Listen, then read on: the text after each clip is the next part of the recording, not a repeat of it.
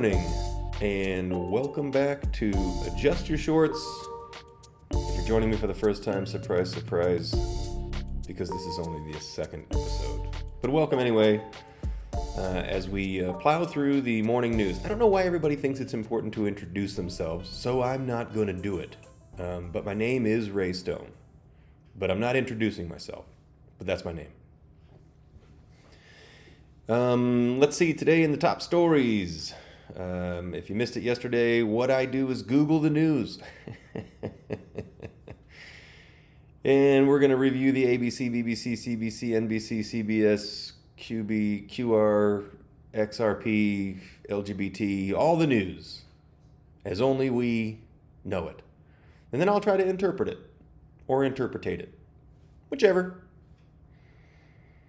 So here we go. Top stories today on the blank Google News window are: from Reuters, Wall Street set to open higher as U.S. inflation cools, but slowdown fears loom. I'm going to go ahead and start by saying, can we please stop trying to introduce fear into every headline? I think that the game is, like when I was a kid, I would clean something if I was in trouble. My girlfriend does it. The lovely Melody Gates. When she's mad at me, she'll clean something, which is pretty funny because like what she does is she'll like do the dishes, because she'll come home and she's mad and she's like, and I had to clean the dishes. So it's like a compound injury. So I've realized that. So I start cleaning the dishes. So now she like comes home and like, wipes the countertops. What I'm telling you is our house is clean. But no, the fear in all of the headlines, I feel like it's just like tilted to make people scurry. Because if we scurry, we'll stay busy. If we're busy, the economy will be good. I mean, it seems pretty simple. Moving on, AP News. The EU retaliates against Trump's trade war moves and hits beef, whiskey, and motorcycles. I love that just whiskey. Whiskey is how they're going to fight. But we're going to stop buying your whiskey. From the BBC, Trump halts plans for 50% steel and aluminum tariffs on Canada. We'll get into that. Education Department, this Axios.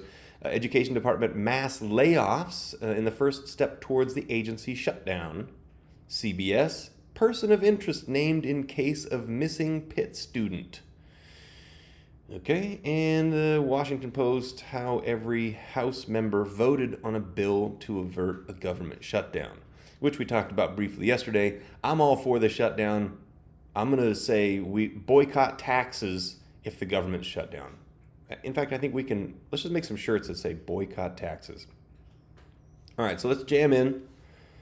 The first was Wall Street set to open higher as U.S. inflation cools. So I guess that's pretty self-explanatory. People are feeling comfortable. I feel like everything moves in waves. Leading up to the election, everything was hot to trot. People knew that I think that people felt that Trump was going to win. For whatever reason, they thought that was going to be a good thing for their checkbooks, so everybody was investing. Then right after he won, everything skyrocketed, for Bitcoin and stock market alike. And then as soon as he started doing what he said he was going to do, which is just basically become the Tasmanian devil on policy and economics and everything, surprise, surprise, everything slowed down. But I think it had to. I don't really know. It seems like business as usual for us little people. And the costs keep going up. I mean, when in history have costs gone down? Let's see here. So the EU retaliates against Trump's trade moves. Saw this earlier. European Union Wednesday announced a retaliatory trade action with new duties on U.S. industrial and farm products. One thing that is important, I think, to take away from this is that we do make something, and that thing that we make is food. If you don't know, food is the largest global market in the global economy. The biggest thing people buy and sell not biggest thing, but the largest market is food, groceries. So where we think it's so simple, we think of farming and I just think of like soil and, the big watering systems and then food is just magically appears. Well, that's a huge, huge, huge business, and the United States does produce a lot of food. So apparently, I didn't know that we ship chicken and beef internationally. Makes sense. I mean, we buy chicken, beef, elk, bison, all that stuff internationally as well. But given the amount of land that we have and the amount of land that is favorable to growing in terms of conditions, water, temperature, and soil and light, it does make sense. We're in a pretty good region for generating food.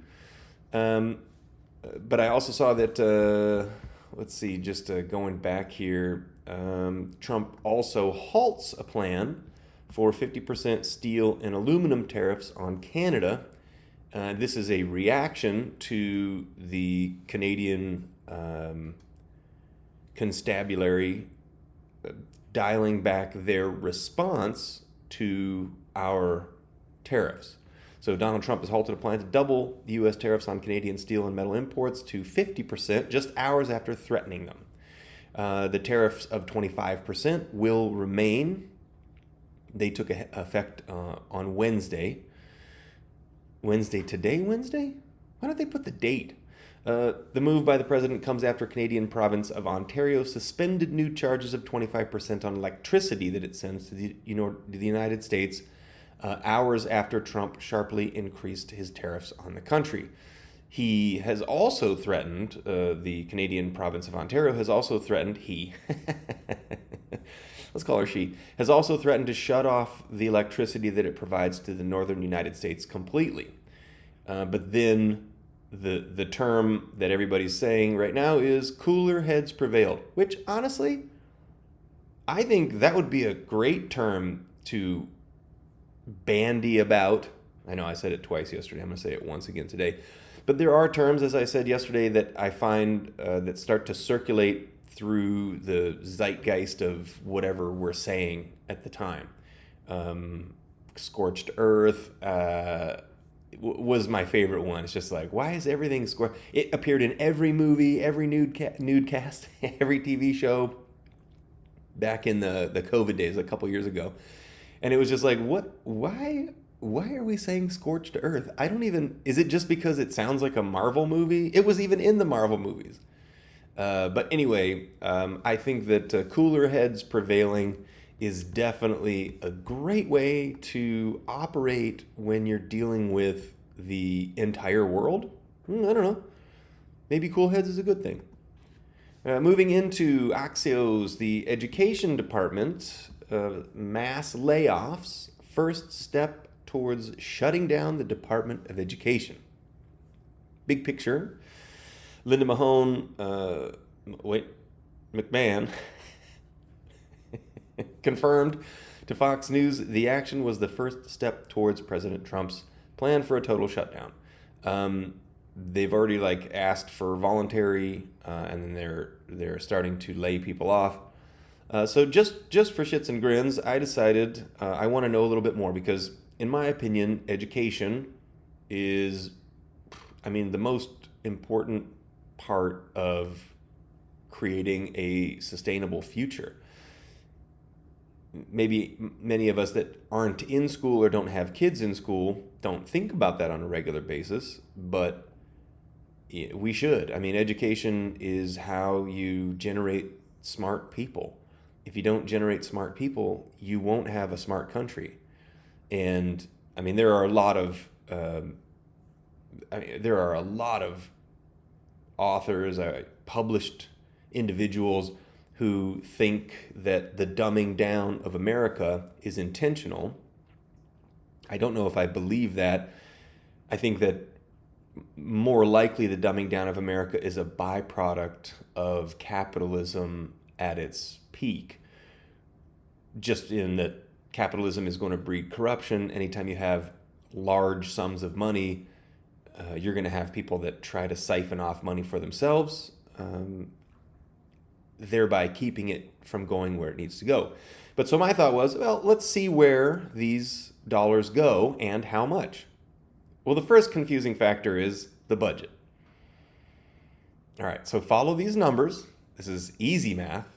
If you didn't learn subtraction in school, I'll help you. The Department of Education sends $101 billion of 2022-2023 money, so current dollar standard amounts, to the states in assistance. But the budget for the Department of Education assistance to the states is $79 billion. So help me out with this. They send $101 billion, but they only have $79 billion. So how did they send $101 billion? Now that's magic, kids. If you're out there and you're wondering how to do magic, you just invent something that doesn't exist and can't exist, and you say it exists. So let's break down the numbers, because we can't do it by the numbers. We can do it by the generalities. Okay. So first and foremost, so I Googled how much assistance does the Department of Education offer to elementary schools, because I think that elementary schools is really where you get that formation. From K through 12, elementary and secondary, this is where you form people. This is where you teach them social standards, constructs, manners, basic math, reading, retention, sciences, social studies, all that stuff. This is where you're super malleable, and this is where we should be educated. And by the way, I think we really need to knock down the entire system. So I think it's correct. I think it's scary. I think that the correct way to do it would actually be to make another system, because as I understand it, and I think I went over this yesterday, the teachers' unions have a stranglehold over what the Department of Education does. So they can't undo anything. They make it impossible to undo anything. Therefore, the spending only increases until it reaches a boiling point where we just can't afford it anymore. So if it was up to me, I would disband it, but make a new one, call it something else, and dictate exactly how the money goes. Because at this point, only 11% of what the schools receive in terms of funding, elementary and secondary schools, comes from the Department of Education. That's that $101 billion number, which they derived from $79 billion. I still don't know how you get to 101 when you only have 79. Do you borrow from something else? Or do you pass another bill? The budget is 79, but they spend 101. I mean, that just sounds like I need a new car and I'm going to borrow against the future.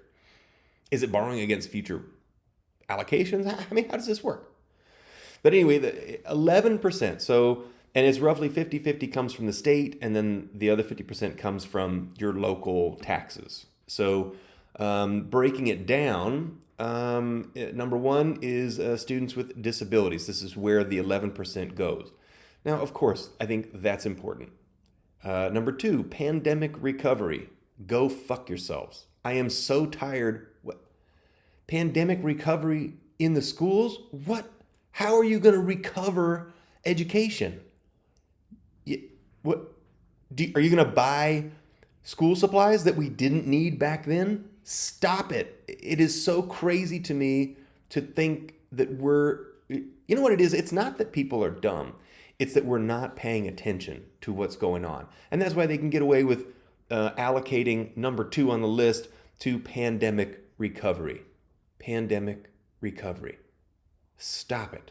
Okay, number 3 on the list is elementary schools. So, disabilities, pandemic, those aren't in the elementary school house. So, I mean, let's just send all the money to the elementary schools. I mean, the fact that the administration is what's weighing down the Department of Education is troublesome. Do I think everybody needs jobs? Yes. Is this the deal? Are we just creating jobs? I mean, I drive around the city and I look at all the people down in in Phoenix, and there are so many people, and they're all hustling and bustling at 8 o'clock a.m. and at 5:30 p.m. before and after work. And I'm just going, how is there this much work for all these people? It seems untenable. So I'm rooting for the population to decrease just a little bit. And by the way, it is still growing. People say that the population is decreasing. No, it's not. Look at the total number of people. Is it bigger than last year? Okay, then it's increasing. What are we talking about? The birth rates are decreasing. The death rates are, people are staying alive a little bit longer, but the actual population is still growing. Birth rate, meaning the increase of the birth rate, is shrinking, but the actual birth rate is still growing. That's how you get from 7 billion to 8 billion. Come on. All right, moving along. Early childhood school. So I'm guessing that's preschool, pre-kindergarten. That is something. There are a lot of single people out there, and as I understand it, childcare is insane.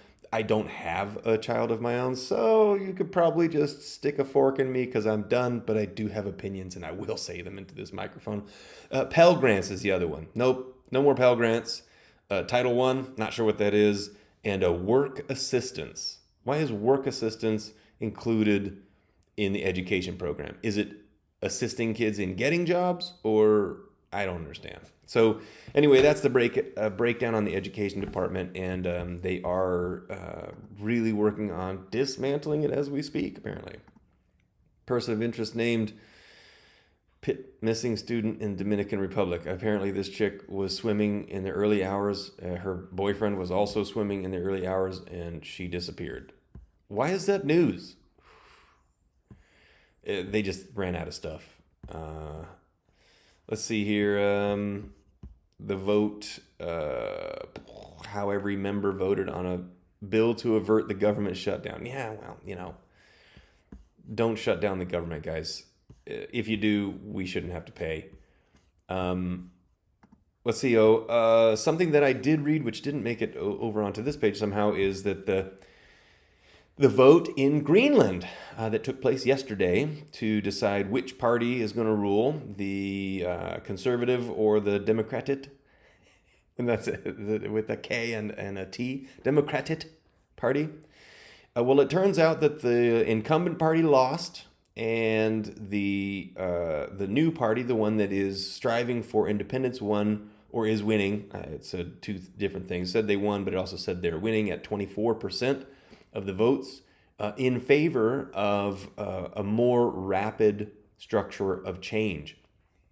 So the takeaways from it were they have not accepted America's bid to take Greenland over.